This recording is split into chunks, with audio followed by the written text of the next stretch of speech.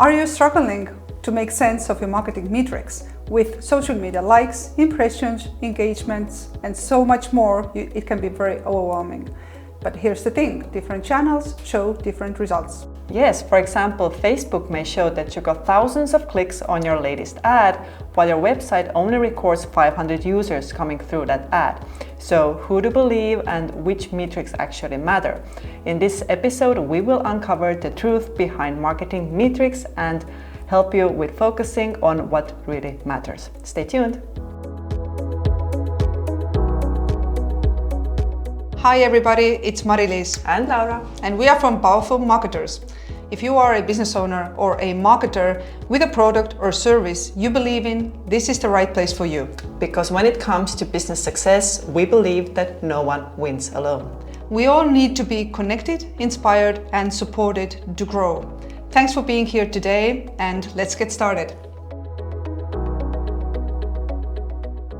So let's talk about marketing metrics. In today's world, you can measure pretty much everything. But here's the thing, if you are a business owner, it's really hard to understand what kind of marketing metrics you should follow on a daily basis. And especially it's very hard to align your marketing with your business growth to understand the bottom line. So Laura, I know that you are a fan of this topic. Maybe you would share your thoughts here. Yes, happily. So there is a lot that you can measure, especially on social media and with online marketing.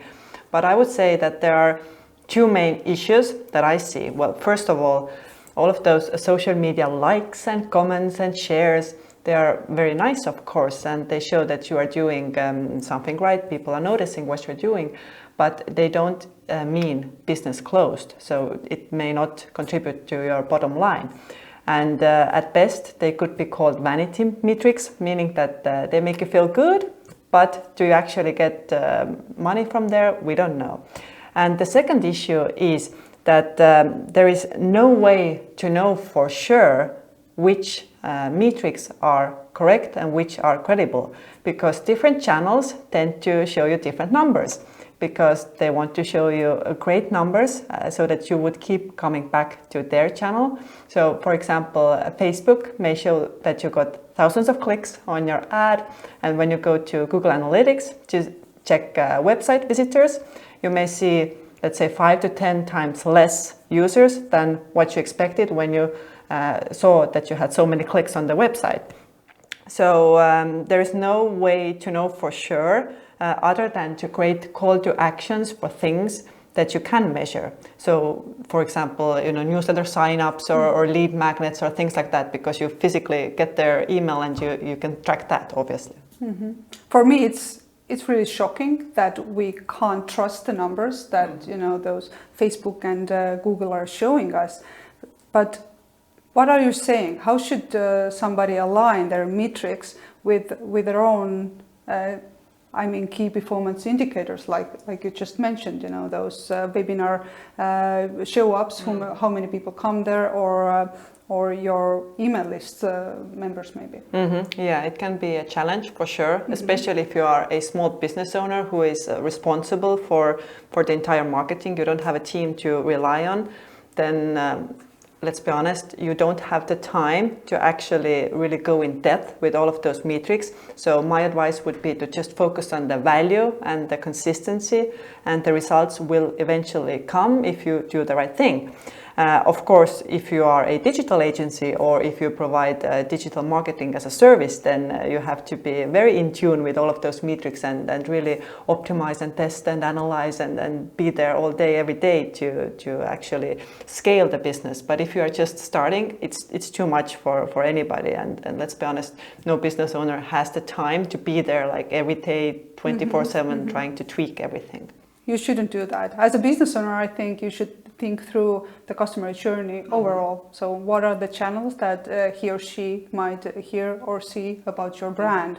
And what I hear you saying is that what we can use as lead magnets for us can be those downloads, for example. If you put a lead magnet on your website, this is a download that you can see and you have a control over that, right? Yeah. Another thing we have used ourselves is you can build a quiz. So you can see how many people actually go through that. And it's more like maybe even it engages more people because it's more fun, True. you know, to answer a quiz. And also another thing what we as business owners can do is hosting webinars or mastermind meetings as we do, or those other meetings, because you can really see those numbers, how many people sign up versus how many people actually show up in the events. Yeah, I totally agree. And I think that these are the most important ones that you should definitely track. But occasionally it makes sense to also keep an eye on other metrics that those different channels provide, especially if you are, you know, doing multiple posts or multiple ads, so that you can compare those results from, you know, different posts and different ads, and understand like which ad is doing better, or if you may, you know, tweak something or you know, test a little bit. But just to be all on the same side or on the same page, let's quickly go over the most common things that you can track, especially on different social media channels, and what you should keep your eye out for. So number one, engagement. This means people taking the desired action on your post or on your ad, for example, clicking, reacting to it, maybe commenting, sharing, just, you know, interacting with your ad. And usually you would want engagement to be as high as possible because it gives you better organic reach on social media. And this takes us to number two, reach. So what reach means is a unique number of people who saw your post or your ad. So if one person, for example, sees your ad 5 times, then the reach would be 1 because it is one person, but the impressions would be 5 because they saw it 5 times. And this takes us to number 3, which is engagement rate, which is essentially engagement divided with the reach. So how many engagements the post got compared to the reach that it received. And if the post was shown, let's say, to 1,000 people, and you may have received 10 clicks, 10 reactions, 10 comments, so the engagement is 30, then 30 divided by 1,000 is 3%. So engagement rate is 3%. And on social media, what you are aiming for is at least 2%. Ideally, of course, it should be around 5%. Or if things are going very well, it should be around 10% or even more. And of course, there's a lot more that you can track on social media. There are so many numbers if you really go in depth and analyze what you can see there. But I would say that these are the most common ones or the most typical ones. And of course, the naming of these metrics can vary from channel to channel. So impressions can be also called views. Reach can be called users, for example. Engagement can be divided up by different actions, so people commenting, people reacting, and so on. So you just have to look in there and really understand what is the meaning behind those metrics. And I think that's a very important overview. But another thing is that there are so many metrics, as you mentioned. So as a business owner, I would say make sure to follow just a few main important KPIs for your business and see where the trend is actually going. Because yes, those vanity metrics are, you know, nice to have. It gives you a great feeling if you have many clicks and impressions.